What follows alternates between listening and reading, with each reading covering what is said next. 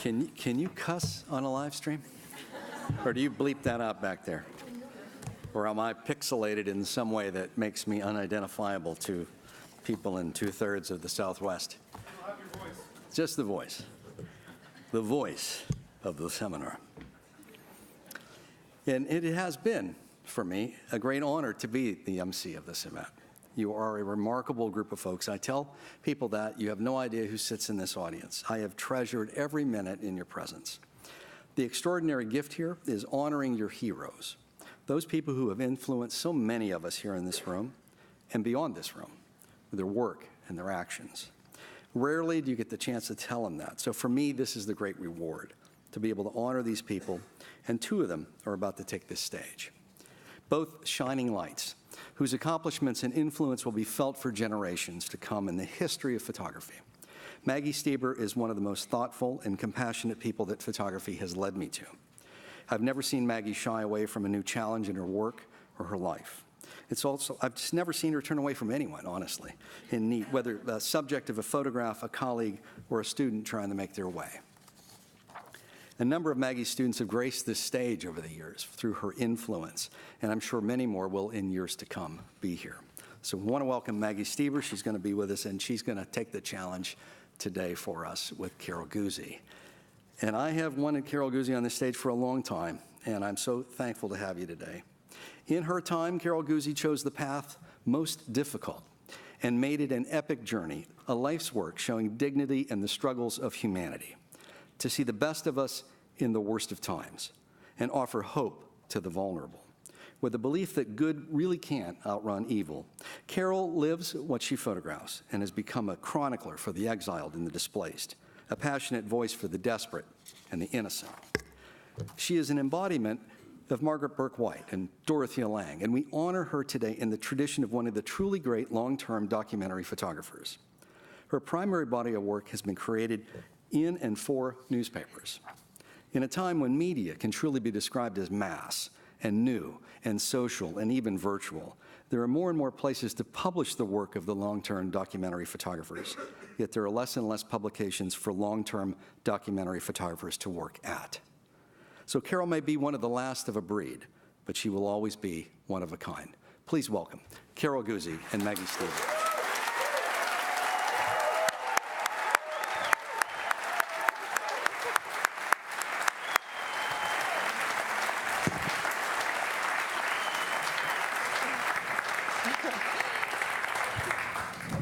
Wow.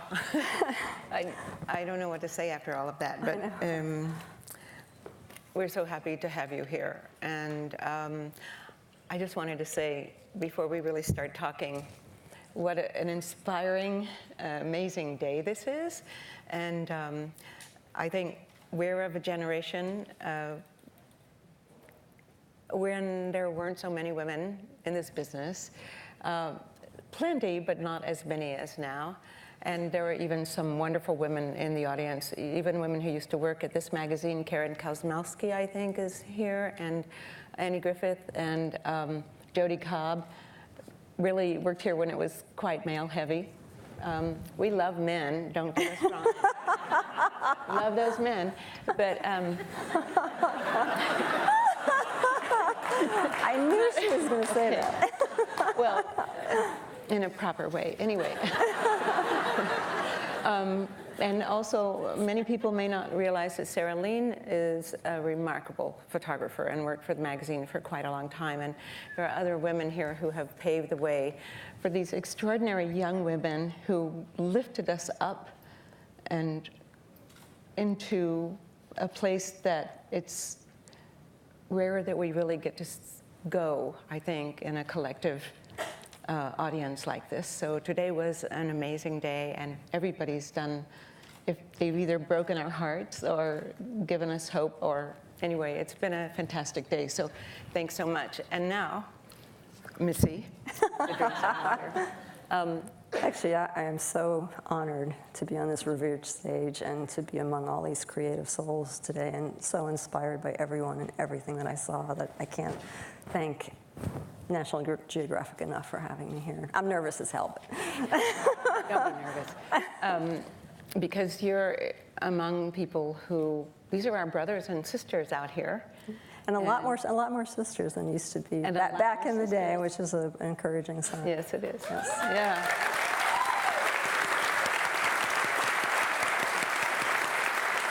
And we would be remiss if we didn't actually mention that we have a wonderful editor of the magazine, Susan Goldberg, who's a woman too, with a name like that. But not that we don't like men, though. We love men. we love those men. Don't want to live in a world without them. And there are many kind, gentle, extraordinary men in this business. So anyway, enough about men. Okay. Would you tell us a little bit about how you got started in this business? Because I think it's always interesting to know where somebody comes from. Well, originally I wanted to be an artist. I would hang out in high school in the art department as one of those nerdy kids that just, all I wanted to do was paint and create. And I realized, because we grew up very poor. My father died when I was 6. My mother worked in a sewing factory. We struggled pretty hard, and I thought it's crazy to be a starving artist, so I went to nursing school in my hometown in Bethlehem, thinking it would be altruistic, it would be a secure job, unlike what my mother always had, and it just didn't feel right. But a boyfriend at the time gave me a camera, and I took a darkroom class, and that print came up in a tray, and it was the most magical feeling. I can't remember for the life of me what the picture was, but that feeling was so phenomenal, and it was the defining moment. And I decided, all right, I'm just gonna give this a try, you know, because it's always the things that you don't do in life, I think, that you regret most. So, and 3 decades later, here we are. But you started to study to be a nurse, right? Mm-hmm. And why did you not go in that direction? I was too hands-on. I was petrified I'd make a mistake and kill someone. I was, literally, I mean, I make so many mistakes anyway, but it just wasn't the right fit. Though I respect nurses, and I think the foundation of nursing school certainly helped with, you know, gaining even more of a level of compassion and sensitivity. I don't think anything we do in life is a waste. I think life leads us on the path where we're supposed to be eventually, but all those little twists and turns make us who we eventually become. So. You worked for the Miami Herald. You had an internship there, right? Interned while I was at school at the Art Institute in Fort Lauderdale, and they hired me at graduation, and it was school. The school couldn't decide whether they were going to let me graduate, because once I started working at the Herald, interning for free, I never went to any other class. I don't need architecture, I don't need studio, I don't need this, I don't need that. So I skipped every other class, but I was the only person who had a job on graduation, so they sort of had to let me graduate. But, and you worked at the Herald from 1980 to 1988? Yes. And what kind of? The wild 80s of Miami, for Tell sure. us of a few things that you covered there that were pretty wild. Oh, everything. Everything in Miami at that time was wild. It was just such a fascinating, interesting, diverse, incredible news city, and I loved Miami. I still love Miami, and it was such a great place to grow up as a photographer, and the staff was incredibly talented and passionate, and you know, it was a great place to start. You started, when you were at the Herald, you started at this, you started working with a section called Neighbors, which were very local little news tabloids about various neighborhoods in Miami. And that's kind of how you cut your teeth? Yeah. I was hired for the Neighbors section, yeah. Mm-hmm. And did you feel like that gave you a way to really put your feet firmly on the ground in Miami in terms of being more intimate, being able to work on stories that were a little bit more intimate, not so quite so large?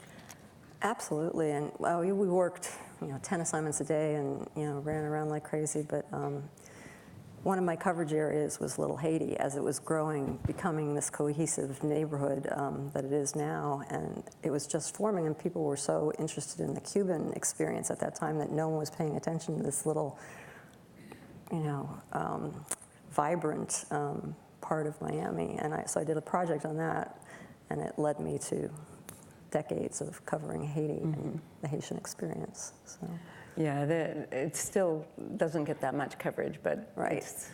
it's there, it's still there.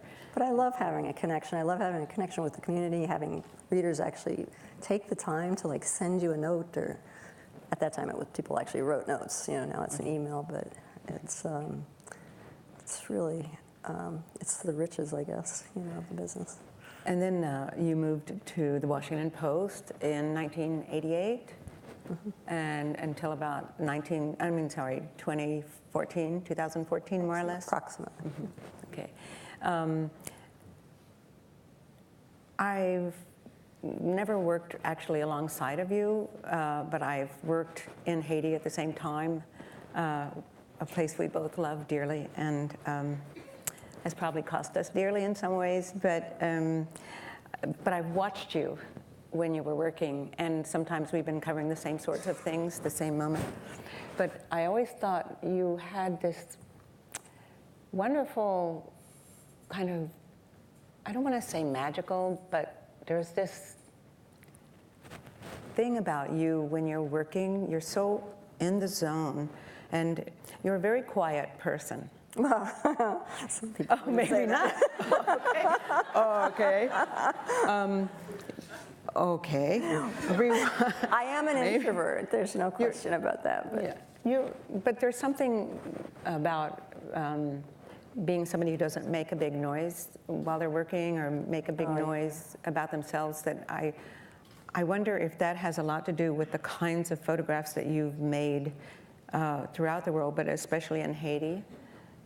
Well, I've always believed in long-form documentary photography, and the fact that if you take the time, you'll get the more intimate depth, real moments. I mean, it takes time to have people trust you. They have to get beyond the cameras and trust you that you're genuine, and all you want to do is tell their story, whatever that story may be. And so it's been a wild ride, but. You once said in an address or someplace where you were presenting your work that empathy is a small word with an epic meaning. And when I look at your photographs, and I think a lot of people would agree to this, that they're filled with empathy. And it can be a painful thing, right? Because you feel so much. But could you tell us where that comes from in your life? How did you become like that? Because it's really a quality that comes through in your work.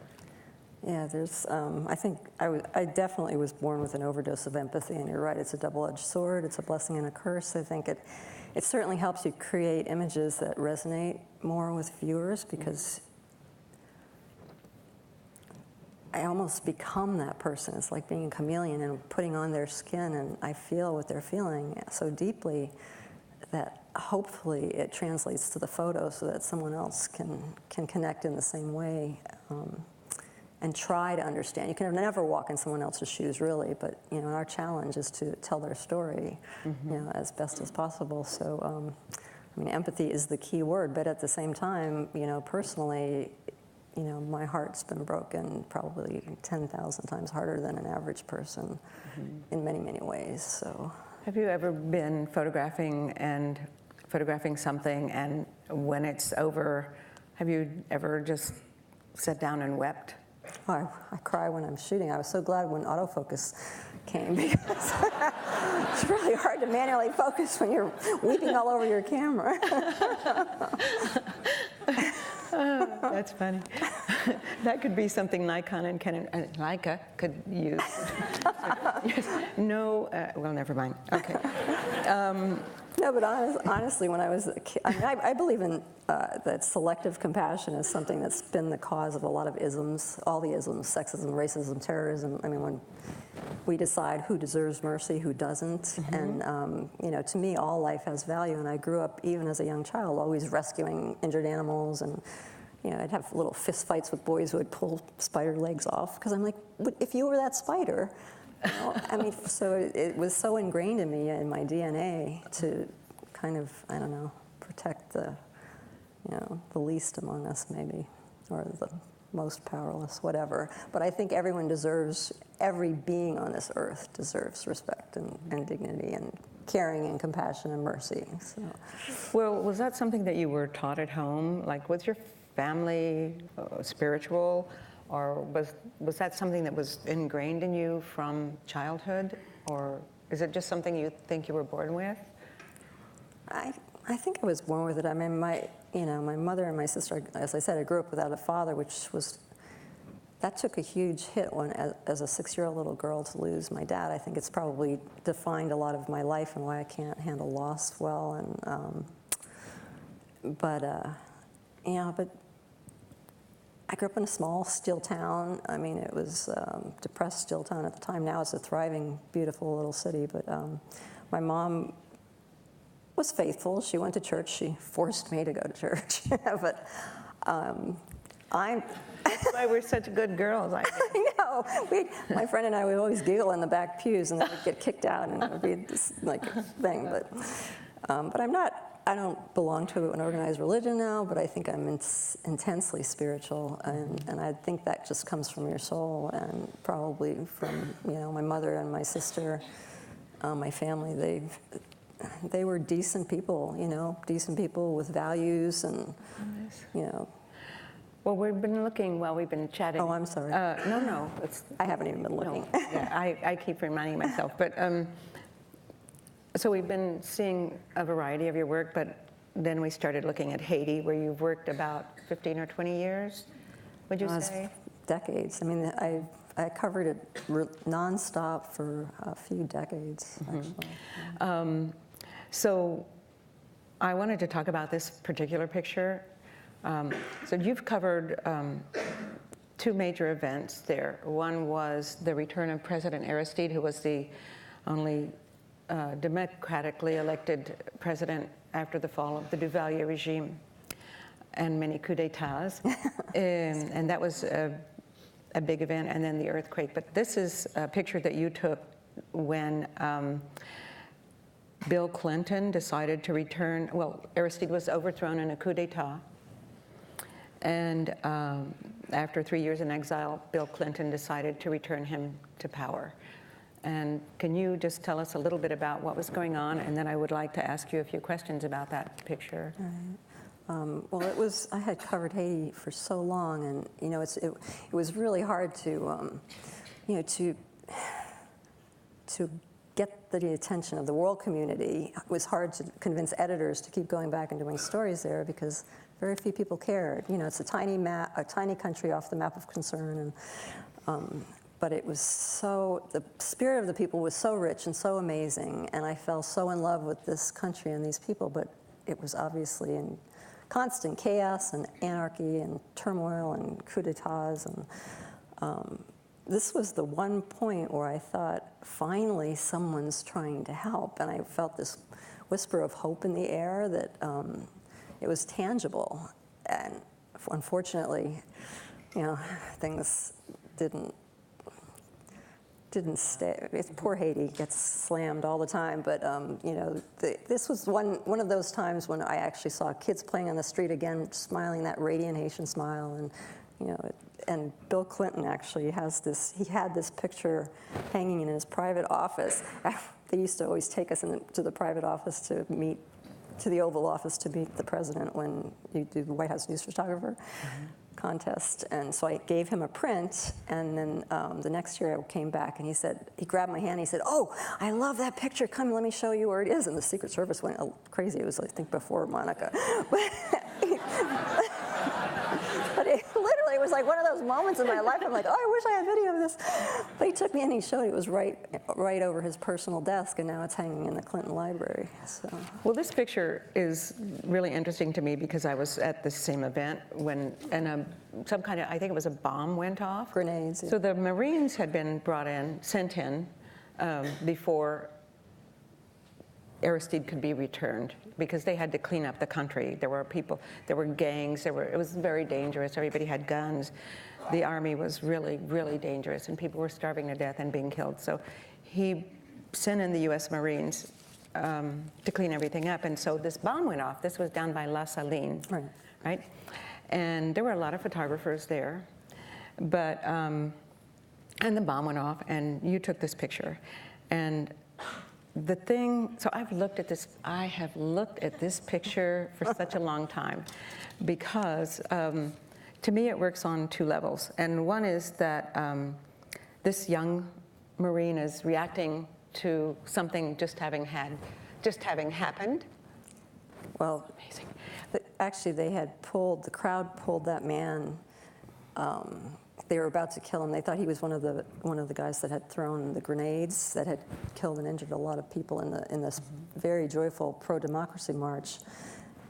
So the Marine stepped in to save him, basically, and then all of a sudden gunfire erupted. And I remember thinking, before that happened, I'm such in the wrong position. I'm always in the wrong position because everybody else was on this other side, and I'm like, what am I thinking? And then as soon as the gunfire started, I hit the ground, and I just looked up, and it became, I don't know, it's one of those photos that seems to resonate so much with people. Well, you can't see it so much in the projection, but I've looked at the photograph long enough to know this, that you can see his eyes, and in his eyes, so this picture goes beyond the event, and it goes to this much larger issue, I think, which is, I'm talking about it because it happens a lot in your photographs, and you're never in the wrong position, honey. Oh my God. Trust me. No, but that young Marine is not only there to keep the peace and sort of keep things, but you see in his eyes this thing that I imagine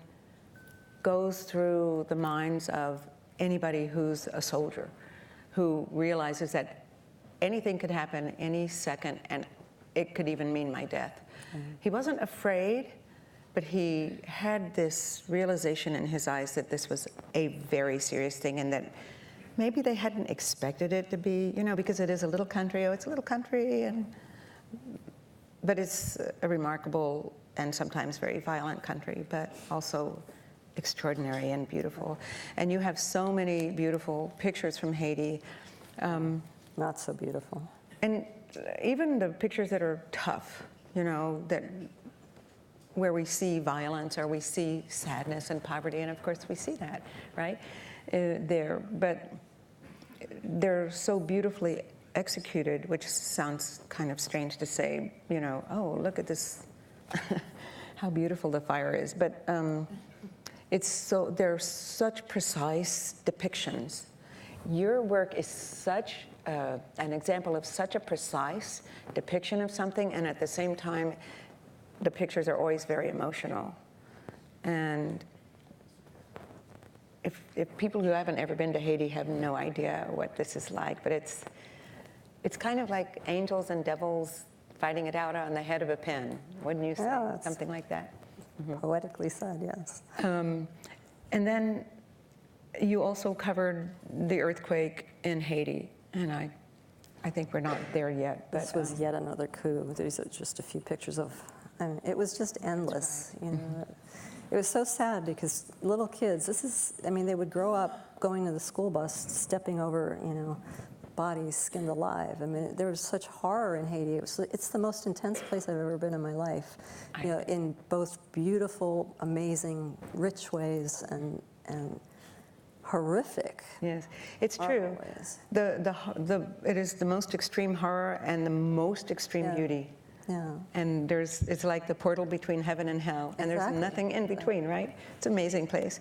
And then you covered the earthquake, which was, I think, for both of us, having worked in Haiti for such a long time, we're heartbroken about, because would you say that the earthquake changed Haiti completely? And maybe we should talk about this picture for a minute as well. Answer that question in a minute. Can you tell us about this picture? Because tell us what happened. It's a tough picture. It was when I first arrived, and we went out the next morning, and they said there was a school that had collapsed, and this young girl had obviously, her dreams, her life ended in a heartbeat, and she didn't even have time to leave her desk. But the Washington Post ran it it was a tough decision. Apparently, there was a lot of discussion among the editors, and when they ran the picture, there was a tremendous amount of criticism that it was too graphic, you know, to this, to that, and you know, to me, I feel like that we do have to censor reality a bit just to be sensitive, but at the same time, 300,000 people died. That was reality. This is, I mean, it was the most horrific disaster. And, you know, if someone wants to complain about a picture, I would prefer that they would, you know, it's not the images that, you know, we should be offended by. It's the horror that these people are living in, and, you know, that they have to survive in some way from, and, you know, go down and help, you know, do something, whatever, but don't complain about an image that shows what they're living. They're living this, you know. I think that was beautifully said, Carol. Do you think, well, I don't want to jump ahead yet, but, and I can't remember what the question was that I had asked you, but, I can't either, so we're on the same. We've seen too much. We've had what? Okay. Sleep deprivation. Exactly. How long were you down there covering the hurricane? I mean, the earthquake, sorry. Oh, I can't remember, about a month probably. Do you want to talk about this picture? That seems to elicit a lot of response from people. It's like life and death in one picture, that beautiful little high heel on one foot and you know, it gone on the other. It's so symbolic to people. It's such a simple picture, but it just speaks volumes, I think. Sometimes the most simple pictures do These speak the little loudest. tiny moments, and they're very subtle, you know, but they seem to have more power sometimes than the ones that hit you over the head with impact. And there was a lot of looting. Well, people called it looting, but actually I think people were just trying to do anything to find anything to survive. Yeah. I thought that was a misnomer, but also a very bad thing that the press did. Right. And even there were a lot of photographers there looking for that sort of thing. This is a really beautiful picture as well. And what was going on with that picture? It was just a man covered in ash who walked by, basically didn't stop. I couldn't, you know, interview him or talk to him. He just walked by, and I shot a few frames. I have no idea. I mean, I always have fixers. I had the luxury of always having a fixer, and they're so underappreciated. You know, they save us in so many ways. I mean, they're always characters and, you know, wild, crazy guys or women, but I depend so much on my fixers because if you don't talk to the people, if you're not able, because I didn't speak Creole, even though I've tried many times to learn French and Creole, you can't just take a picture because there's no context. If you don't talk to them and find out, you know, what their story is behind it, I mean, it becomes even more compelling or totally different than what you had imagined in the picture. So, but that unfortunately was a time when he was not willing to talk. Some people don't want to, but I agree with you. If you don't talk to the people, you really are missing out on learning about a place, which we should do, right? We have that responsibility to try to get it as right as we can. And I think Haiti's a place that's been highly misinterpreted, misunderstood by a lot of people in the world, because it's extraordinary. Yeah. Do you still work there sometimes? Are you going to work there? I haven't been back since the hurricane. This is one of those pictures that many people say they see little moments of hope in my photos. I struggled with depression my whole life. I'm one of those, I go to worst case scenario immediately, A to Z, normally, and it's, you know, a side effect of, you know, the depression. So I'm not a very positive person in general, but I seem to always be like thirsty for those moments of hope. And the couple walking through the rubble of burning bodies and debris, holding hands, it's like I said, such a little moment. A little moment, but they see hope in that picture in the middle of, you know, mass destruction and, you know, loss of shattered lives, and it's a really beautiful the whole photograph. country was, I mean, the whole city was just gone. It was gone. And Haiti has never been the same since. So now we're in Rwanda. And tell us what you were doing there. We followed, it was Zaire at the time. We followed, Zaire. yeah, they were in Zaire. It was the Congo. Oh, and they went right. back to, they trekked back to Rwanda, so trekked back with them, and it was very odd because thousands and thousands of people would, set up camp, and then boom, they'd be gone. It was like flocks of birds, but there was a lot of tragedy along the way, dead bodies, children watching their parents starve on the road. It was a rough story. So that was between the Tutsis and the Hutus, right? Did you ever see any kind of violence where, not to be sensational, but the thing is you're covering these things, and did you ever see somebody chasing somebody else with a machete? Or And this was after. That was it was like, I see. This was the them, refugees. they were returning, and actually a lot of, at the end when they finally got back to Rwanda, there were some happy reunions, because they had seen family that they hadn't seen for a long time. So. But this was But there was a also- lot of horror along the way too. So did you walk with them? Yeah. And how long was that? I can't remember. That was so long ago. I can't remember what we just said 2 minutes ago. But.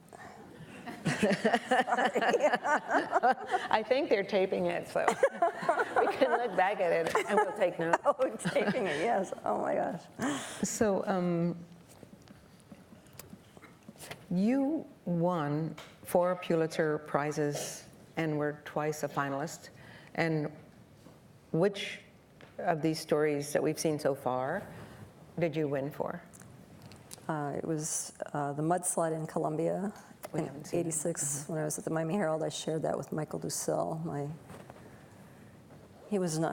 We started together at the Herald as baby photographers, and he became not only a friend and colleague, he was my brother. So he died in Liberia the evening before my sister's funeral.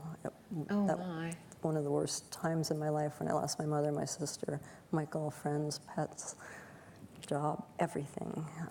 I was reduced to rubble, literally reduced to ashes at that point in time. But we shared that one, and then it was the Haiti military intervention. I did the package. It's always a package of 20 or less pictures. Right. They always pick one picture, and people always think it's one picture that wins, but it's Right. a whole package of pictures. And for Kosovo, that was the golden era of journalism when we had the resources to send 3 photographers. I was in Albania, Lucian Perkins was in Macedonia, Michael Williamson was somewhere. I can't remember, but we covered it from all different areas and entered together as a team. And then the final was for the Haitian earthquake, and I shared that with Nikki Khan, Michael's wife, and Ricky Cariotti, but it was so, life goes full circle.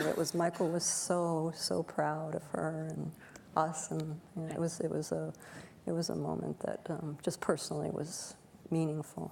So, not that you win the prize. I think we get so overwhelmed with prizes. I mean, it's not about the prizes. I mean, it's like, I always feel like you just accept these awards for the people in the pictures. I mean, they're the ones who deserve,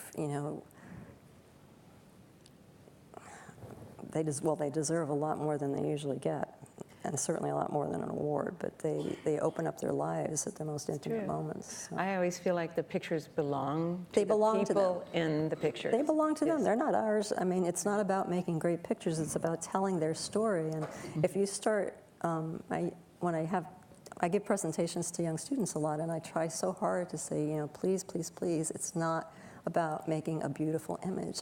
It's about the narrative. It's about the narrative of someone else. It's not about you at all, or your pretty picture.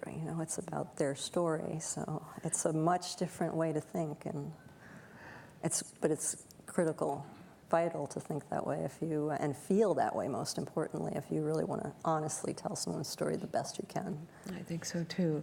Tell us the story of this picture, because this also was part of a Pulitzer package. This was part of a Pulitzer package. Actually, Joe Albert, the day before, he said, "Stop going to the border," because it was a flood of humanity. Kosovo, it was horrible, ethnic cleansing again. It's like never again, never means never again, ever. Mosul, I was in Mosul this year. It seems like history keeps repeating itself, even in worse ways.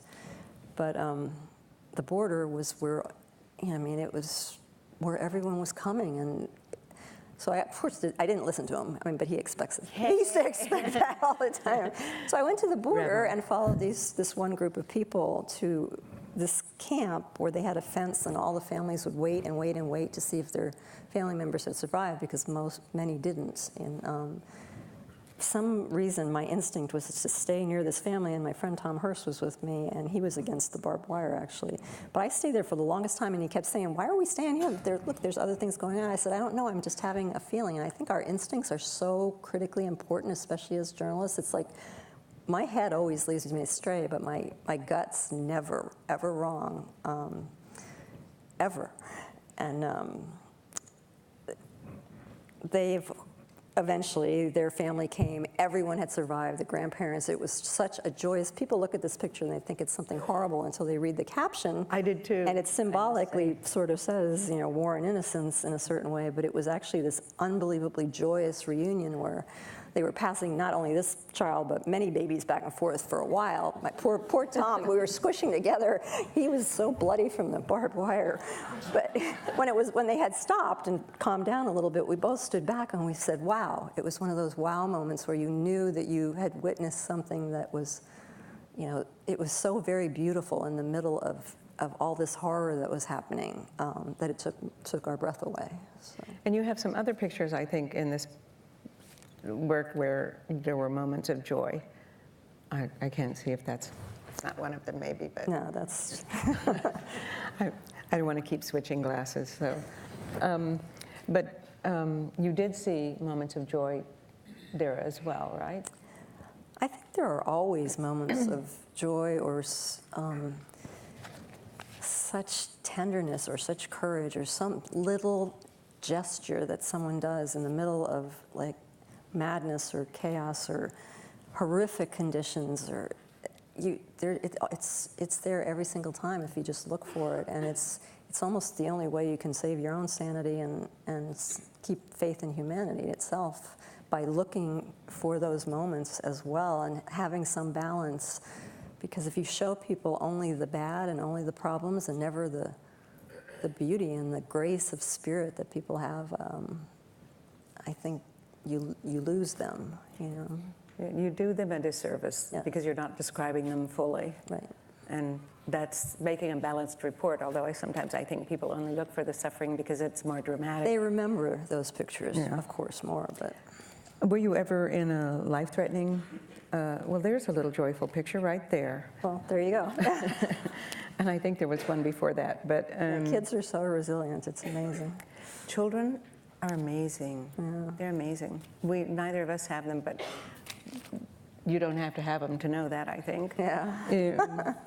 But were you ever in any life-threatening situations in all of this coverage? Yeah, I mean, just Haiti itself was so explosive. You could go down one street and then it's fine, and the next street it ignites. So just being there was dangerous. But I'm not a combat photographer. I'm not a frontline photographer. I do the humanitarian side. I try always in my career to, kind of focus on the people caught in the middle, the civilians and the innocents caught in the middle of these endless conflicts we have as a human species. So, well, this was a very sad story, actually, that you photographed. And tell us about this story. Yeah, when the Serbs fled, finally, they left this psychiatric hospital completely void of any medical staff, and so the patients were very, very, very ill, but they had no one to take care of them. They had to take care of each other, and it was like walking into a Hitchcock movie. I can't even describe it because the smell, you can't photograph smell, but we have all our senses when we're, photographing or documenting, and I can look at these pictures and the smell comes back to me right away. There was a point where the fixer that was working with me could not walk in that place anymore, and there was a lot of, violence, and it was so troubled. But it was the one time where it was so very clear immediately after we ran the stories.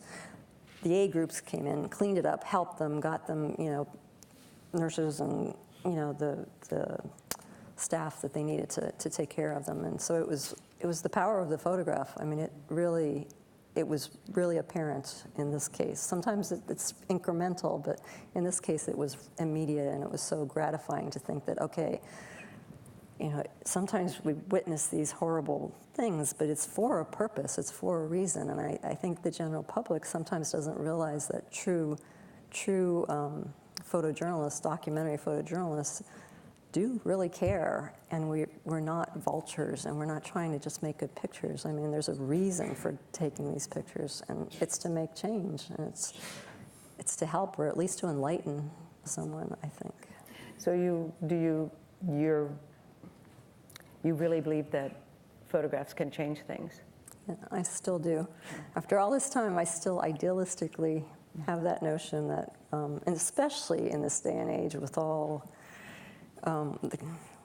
with the conditions that we're living in now, with, you know, a lot of trust in the media has been eroded for a lot of different reasons, and I think you know, the press is such a vitally important part of a democracy, and I don't think the general public realizes or differentiates between true photojournalism, especially long form, which doesn't happen a lot anymore. Here, fortunately, in a few places, but it's always this quick hit now, and it's this cell phone mentality where everybody's inundated with 10 million pictures on Facebook or Instagram, and it's a lot more challenging to reach people, I think, now, which in my mind we should be heading back towards, the pendulum should be swinging back towards long-form journalism, because I think that's where you make something special that's going to resonate with someone and make them feel, and clear out all the other noise, you know.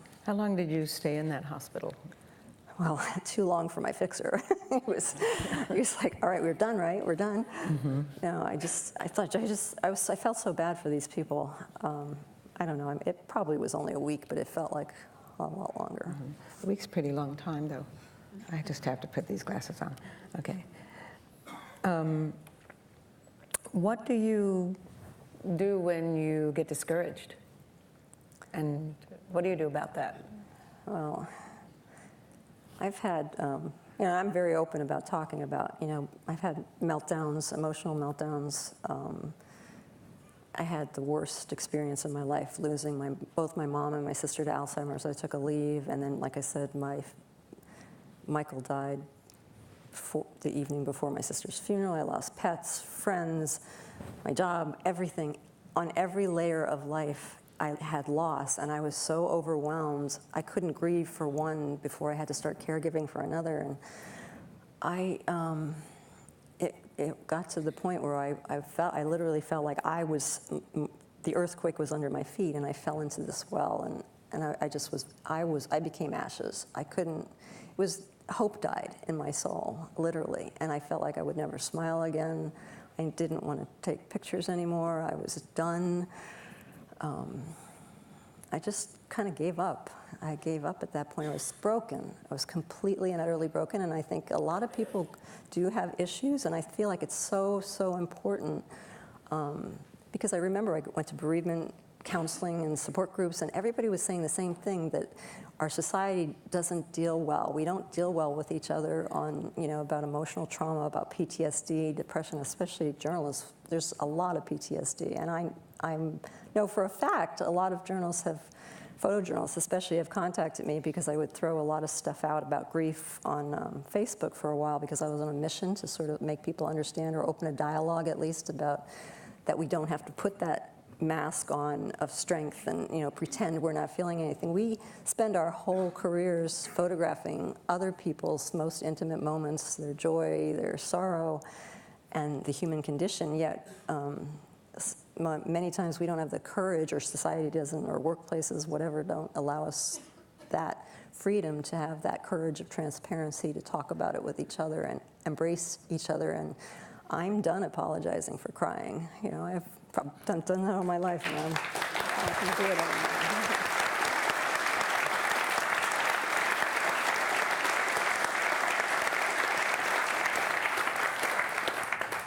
You're amazing. Yeah.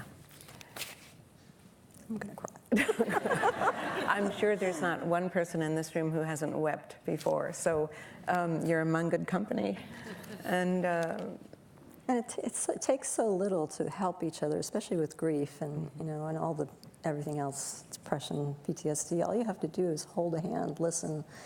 Just don't abandon them. You know, so many people that I listened to the same story of what I've gone through about people flee, and now I'm at the point where I've actually climbed out of that hole, and it took a long time to put one foot in front of the other, and I'm telling stories again that mattered so much. I mean, there was a long time where I was just afraid to, freelancing is not in my DNA, but I was afraid to just throw myself out there, and I thought I'd end up on a street corner with people photographing me with a sign saying, okay, I'll work for dog food. Just don't feed me, just please feed my dogs. But you know, I'm at the point now where I've found the strength somehow, some way to come back, and it's probably, you know, photojournalism has saved me in a way, because I feel like I have the purpose again. It's just still the passion, it's still the same drive. It's my oxygen, is to tell these stories and to try to make a difference in some small way at least. So you're now freelancing, which is so different from having worked with institutions most of your time, and you're working with Zuma right now? Yes, I'm working with Zuma. And, you just went to Puerto Rico for them, I think, or for? Well, I've been in contract with them for a while. It's so amazing because people they flee, they do abandon you when everybody's around when you're having Pulitzer parties, you know, but in your darkest moments, it's a cliche, but you do truly find out who your friends are. And I've had a lot of people in this room today, they stayed on this crazy, wild, emotional roller coaster ride of my life with me, and a lot of them didn't, but grief is an amazing filter. It filters out the people who, you know, really do love you and really do care. And I always say I lost my whole entire family, but I didn't, because there's a lot of my family sitting in this room today, and people that I have covered.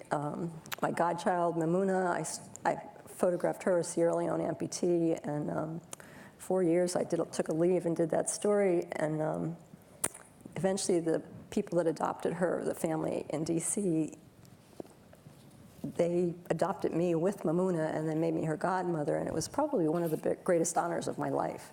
And now she's 21, a foot taller than I am. She's living my dream. She's going to be an artist. She's amazing. And to me, that's the riches. I mean, I have so many people in my life in different ways and different networks that from just stories I've done. The camera's put down, the story's over, and they've allowed this, you know, somewhat crazy photographer to still hang around. Oh. This is your mama. That's my mom. She's beautiful. Yeah. And it's all right, baby girl. My uncle actually had a photo studio in Bethlehem his whole life. He would take black and white photos and hand tint them, and I have a whole collection of his beautiful work of family pictures, and I cherish these pictures so much. He died before I became a photographer, but he would have been proud. I was so proud of him. These are beautiful. And this is what you have left. I mean, photos are so important in so many different ways, not just as, you know, journalists, but personally. You know, I documented my mom and my sister, and it wasn't as a photographer. It was as a family member trying to hold on to every moment of them as they were dying, and I was taking care of them. Those become your most precious heirlooms. Exactly. I mean, it's like I wanted to save every moment. I used to have audio of my mother who couldn't put words together to make a sentence when she was in end stage, but I would take her down to the activities, and they'd play songs, and she would sing or hum along, or she'd clasp her hands knowing it was a prayer service, and I knew she was in there somewhere. It's just that nurses marked her as non-responsive. They couldn't believe when she would be talking to me a lot of times. And one time, I love Over the Rainbow, that song, so I had a little music box that played just the music, and it was one of our birthdays. I always made a big deal out of her birthday and had parties in the nursing home. And I looked out the window, there was a big rainbow, so I turned on the music box. She sang, I have audio. She sang, she came out of the other world that they live in with Alzheimer's, and she sang the words completely, precisely, perfectly to Over the Rainbow, and it was like, it's the most cherished thing in my life to have had that moment. And Those are real. I'm so glad I took that leave and spent that time with them, because I feel like I spent most of my life giving 500% to stories and work and, you know, not necessarily to family. And you can always do more stories, but you have one family, one mother, you know, one sister, or whoever. And I think we need to find more balance. I always warn young photographers to don't be me, you know, because I regret a lot that I was so obsessive. Well, editors call me obsessive. I prefer dedicated to the story, to the stories. But because of that, I had tunnel vision, and I didn't spend enough time with them when they were well. So. Well, I guess once those families in which we are born into go on, we get to make our own families again. And you have, I know you have really loving friends around you, and you have family all over the world. And this is another really wonderful thing about photography, is that you really make your family all over the world. This is my little dog, Trixie. This was probably one of the hardest losses. She was, when I covered Hurricane Katrina, I did a story in the animal rescue, because I had been trying to do that story for so many different disasters. I thought it was so archaic, the policy of telling people they could come to the shelter but leave your pet behind. To me, that's like saying leave your child behind when a Cat 5 hurricane's coming. So I just, with Katrina, I knew it was going to make a change. And the very last dog in the very last temporary shelter, after almost a year, was Trixie. She was a little puppy that was all twisted up and had neurological problems, and she was broken, so no one wanted her. And I took her, and I thought, you know, aren't we all broken in some way? They weren't seeing beyond her little twisted legs to see this amazing spirit. And I would take her to the nursing home all the time, and people would identify so much. You know, everybody would be hanging their heads down. You know how it is in a nursing home, because most people don't get enough attention, or visitors. Trixie would come in, the room would brighten up. She was just a ball of love and joy and unbridled joy, and she had every reason not to be that way. And she was this beautiful little soul that made everyone happy, and it was one of the best decisions I ever made, that little dog. Well, and during my research on you, I found some things. I know everything about you, honey. That's a really scary thing. Only the good things. I think there are only good things, but well, we all have our secrets. But I was going to say, there's just too many people in this room who know me too well. They all have secrets. I want to read just a few things that you said, but I have to have a drink of water first. Ooh. The jewel of life. Yeah, Minnie Ochoni. Water is life. You said this: it takes a certain kind of courage to stay with a story, even when it's ripping your heart to shreds. You wonder how many pictures you have to take until someone sees. Sometimes ours are the only ears that hear the silent screams. And I found this quote from Stephen King in a thing he wrote called Different Seasons, and this really reminded me of you. The most important things lie too close to wherever your secret heart is buried. Like landmarks to a treasure your enemies would love to steal away. And you may make revelations that cost you dearly, only to have people look at you in a funny way, not understanding what you've said at all, or why you thought it was so important that you almost cried while you were saying it. That's the worst, I think, when the secret stays locked within, not for the want of a teller, but for the want of an understanding ear. And I want you to know that so many people revere you and love you for your understanding ear, your brave eyes, and your courageous heart. Carol Guzy.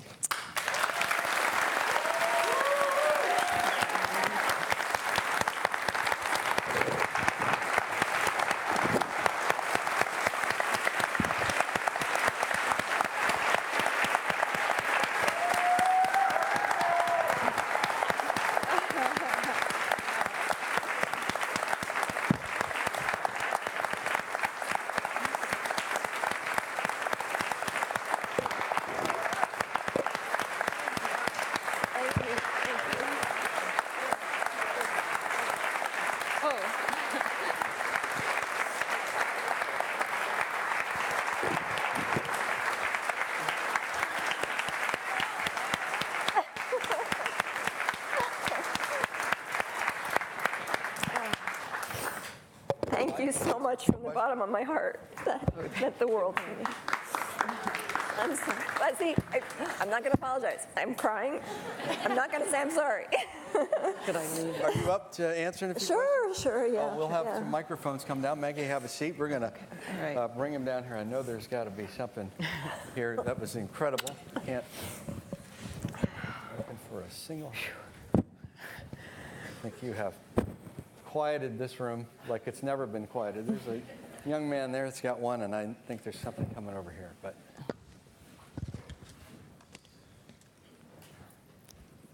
out of all of your projects, what's probably your favorite one that you've ever done? It's like picking your favorite child.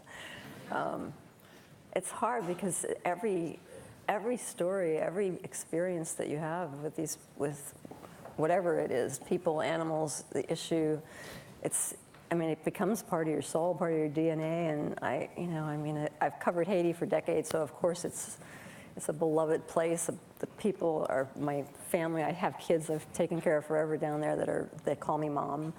My Sierra Leone story, every one of the kids, they all still call me Yema. They're scattered all over, but they're all part of, my web, my tapestry of life right now. And it's like that with almost every story I have done. So it's really hard to say.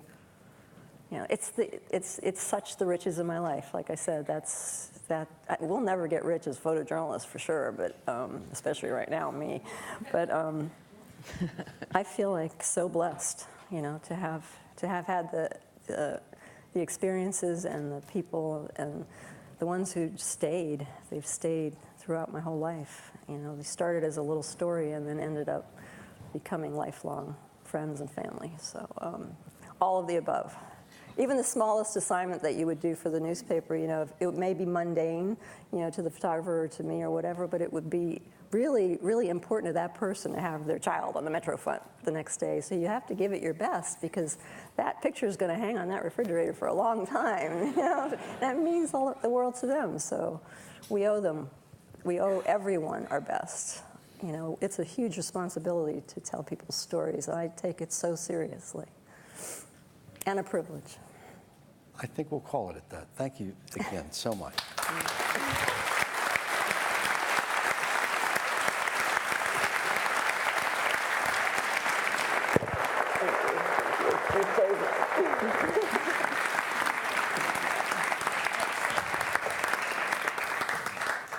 What a day. Oh, man. I want to thank, first of all, everybody who took this stage today. It has been an extraordinary group. Please.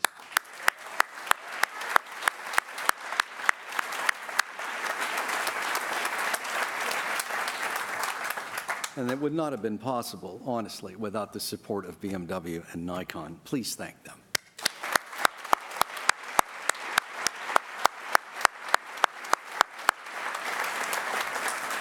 There are a number of folks behind you that serve every year in their role of making all these photographs work and things are flawless. The AV crew back there, Justin, Chris, Christian, Marcus, Val, John, Stephen.